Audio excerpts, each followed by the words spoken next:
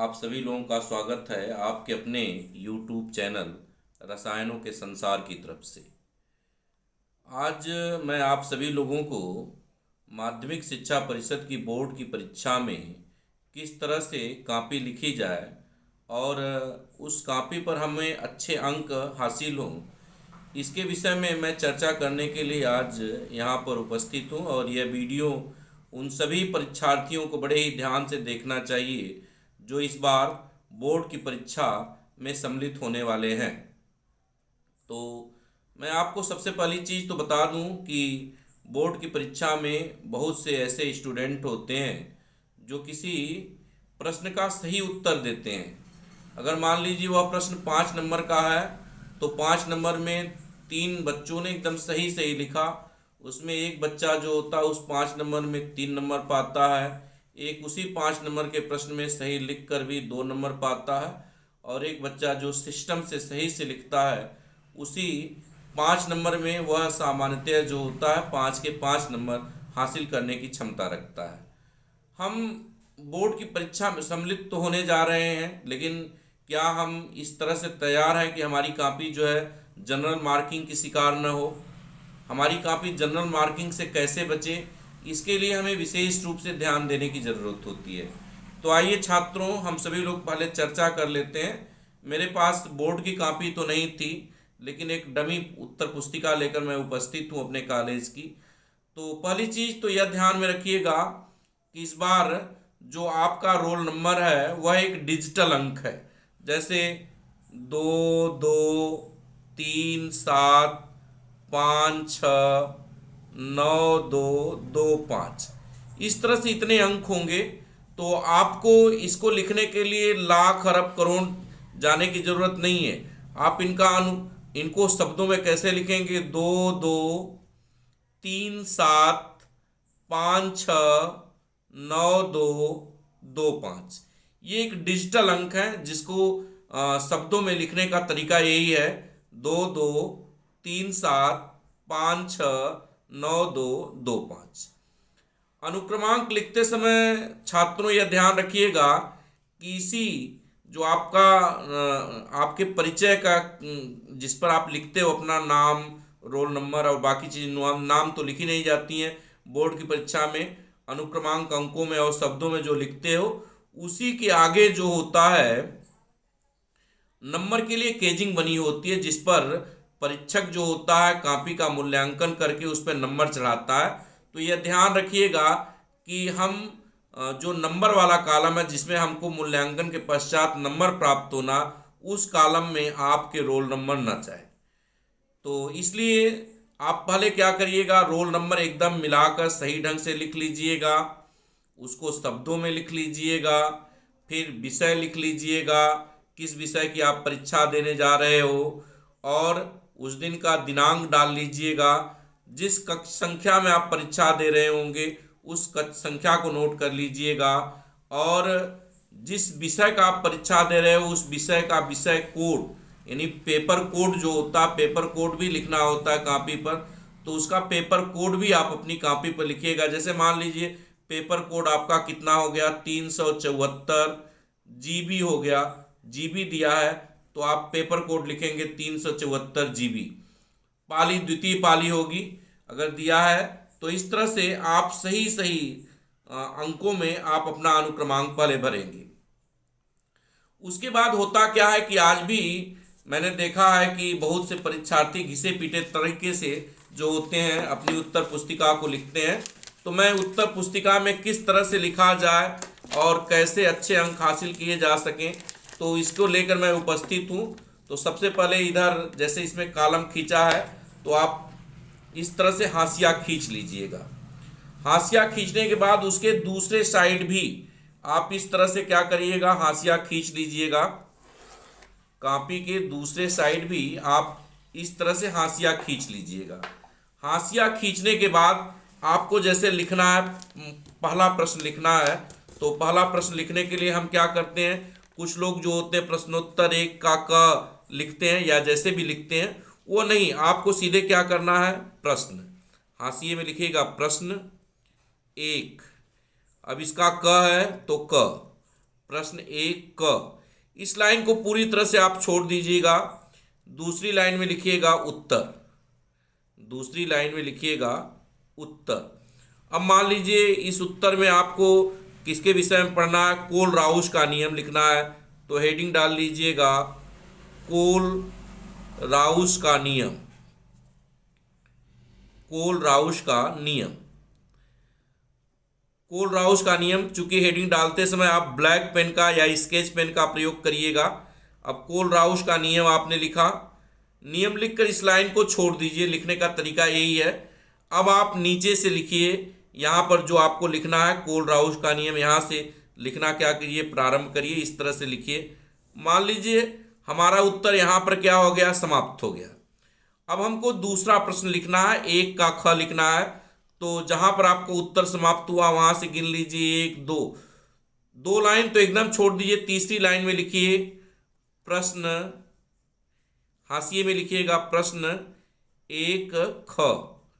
प्रश्न एक का ख, प्रश्न एक ख। देखिए ये तरीका बड़ा इंडिविजुअल तरीका, लेकिन बड़ा ही अच्छा तरीका है। फिर यहाँ पर लिखिएगा उत्तर। इस तरह से लिखने से क्या होगा कि एकदम स्पष्ट हो जा रहा है कि यहाँ पर प्रश्न एक का क और उसका उत्तर लिखा गया है, प्रश्न एक के ख का यहाँ से उत्तर लिखा गया है। मान लीजिए यहाँ पर लिखना है आपको स्वर्ण संख्या, तो इस तरह से हेडिंग डाल लीजिए स्वर्ण संख्या।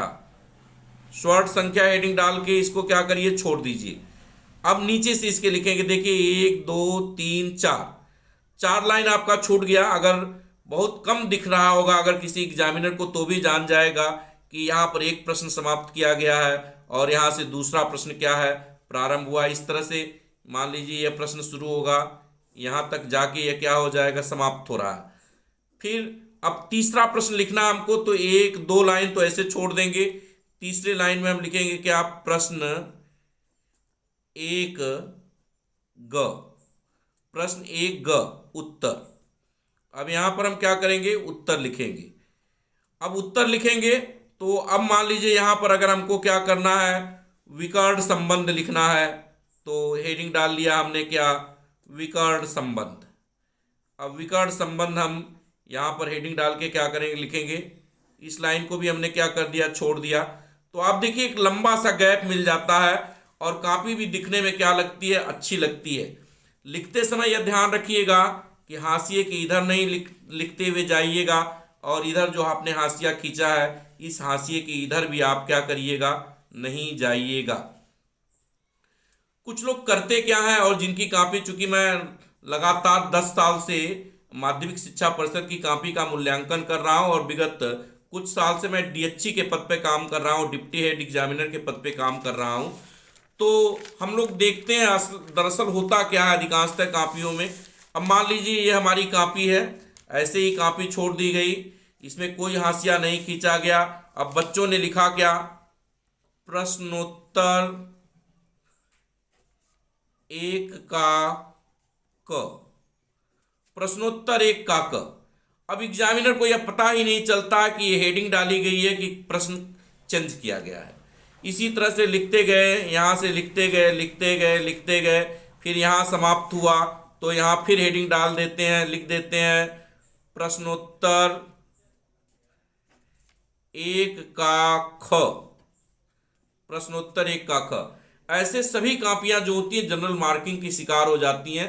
एग्जामिनर जो केवल कापी चेक करना चाहता है, जल्दी जल्दी जल्दी जल्दी कापी चेक करना चाहता है, पढ़ नहीं रहा हो तो वह वाच नहीं कर पाता, जनरली हर पेज पे एक एक दो दो नंबर देते हुए चला गया। तो इस तरह से आपके सारे उत्तर जो होंगे जनरल मार्किंग के शिकार हो जाएंगे। तो विशेष रूप से ध्यान दीजिए कि यह लिखने का तरीका नहीं है, यह प्रश्न लिखने का तरीका नहीं, ये बहुत ही रॉन्ग वे है, यह बहुत ही गलत तरीका है प्रश्न को लिखने का। प्रश्न को सही ढंग से लिखने का और जज करने का जो सही तरीका है वही आपका है। इस तरह से आप अपनी कापी उत्तर पुस्तिका में अपने प्रश्नों को आप लिखिए। दूसरी चीज जो देखने और गौर करने की जरूरत है, जिस पर आपको ज्यादा चर्चा करने की जरूरत है, कि ये ध्यान में रखिए कि प्रश्नों का सीरियल गड़बड़ न हो। प्रश्न जिस सीरीज में आप कर रहे हो उसी सीरीज में आप करते हुए जाइए। बीच में अगर कोई प्रश्न नहीं आ रहा है तो उसके लिए आप जगह छोड़ दीजिए। क्योंकि कुछ लोग कहते हैं जैसे कि जो प्रश्न पहले आ रहा है उसको पहले कर लीजिए, जो बाद में आता है उसको बाद में सोच कर करिएगा। नहीं, ऐसा मत करिए, आप सीरियल से करते जाइए, क्योंकि दो चार अच्छे प्रश्नों को, अच्छे उत्तर आपके चेक करने के बाद एग्जामिनर की मानसिकता आपके प्रति अच्छी हो जाती है, और उसमें जिन प्रश्नों को आपने थोड़ा सा कम फोकस करके दिखाया है, उन प्रश्नों को भी वो अच्छे ढंग से क्या कर लेते हैं, अच्छे ढंग से उस पर अंक दे देते हैं, अच्छे ढंग से उस पर आपको क्या कर देते हैं, मूल्यांकन कर लेते हैं। इसलिए प्रश्नों की सीरीज वही रखिए, प्रश्नों की क्राइटेरिया और उनकी सीरीज को चेंज मत करिए। अगर आप खंड वाइज उत्तर दे रहे हैं तो खंडों को मत बदलिए। जैसे हाई स्कूल में अधिकांशतः जो होता है खंड होता है, विज्ञान में 3 खंड होते हैं, तो जिस खंड का उत्तर है, जिस खंड का प्रश्न है, उसी खंड में यह ध्यान रखा जाए कि उस प्रश्न के उत्तर दिए जाए।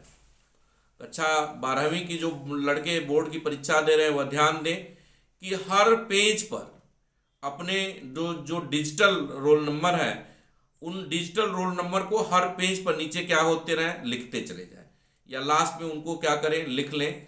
क्योंकि कभी कभी होता क्या है कि राग द्वेष बस या ईर्ष्या बस, या कभी कभी जो होता है लोग पीछे से ऊपर से कवर खोल के जो होते हैं नीचे डाल देते हैं किसी दूसरे लड़के का, और आपकी कॉपी को किसी दूसरे में डाल देते हैं। इस तरह से आपकी कॉपी का सही मूल्यांकन नहीं हो पाता है। लेकिन अगर आपने डिजिटल, नीचे डिजिटल रोल नंबर आपका लिखा है, उसको कितनी वो चेंज नहीं कर सकते हैं, और आपकी सही कॉपी का सही ढंग से मूल्यांकन पॉसिबल है, संभव है। इसलिए हर पेज पर यह विशेष रूप से ध्यान दीजिए कि नीचे अपना डिजिटल रोल नंबर जो है उसको आप क्या करते रहें, अंकित करते रहें।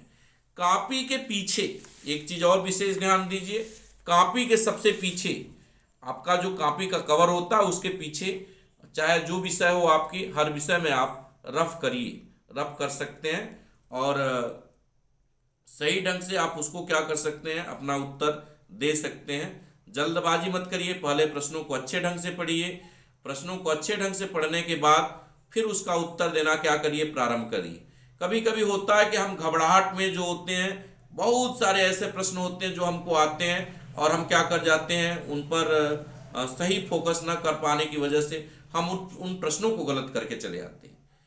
तो चूंकि आप जानते हो कि अगर आप बोर्ड की परीक्षा में सम्मिलित हुए तो बोर्ड की परीक्षा आपको देना है, तो एकदम इत्मीनान रखिए। जैसे एक फिल्म में था कि all is well, all is well, तो आप भी सोच लीजिए ऑल इज वेल, सब कुछ अच्छा होगा, सब कुछ सही होगा।